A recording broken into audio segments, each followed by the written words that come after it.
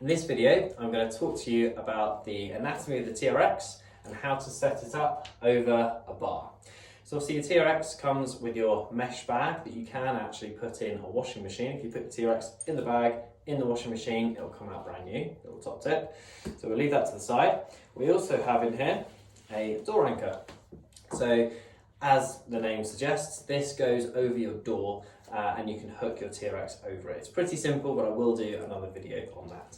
So I'll put that to the side for now. Now we have our main suspension anchor here, all right?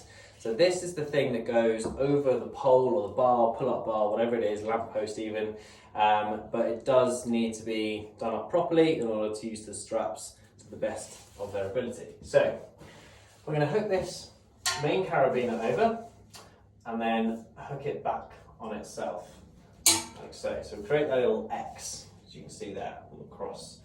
Now, what you want to have is this part to be around about 7 to 9 foot.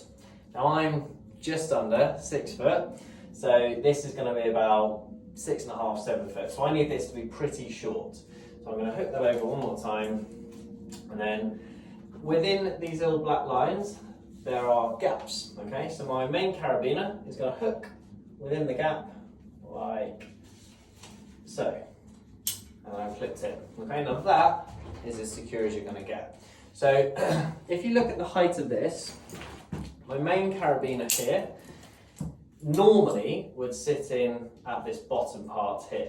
However, if I set this TRX up like that, this is going to be pretty much 6 foot, just over 6 foot. If I do that maybe.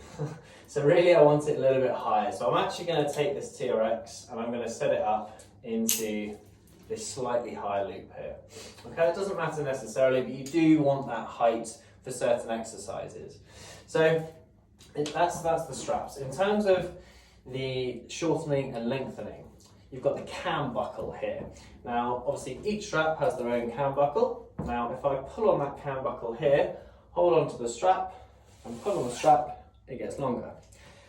Similarly, if I pull on this cam buckle and pull on this little handle, it gets shorter, okay?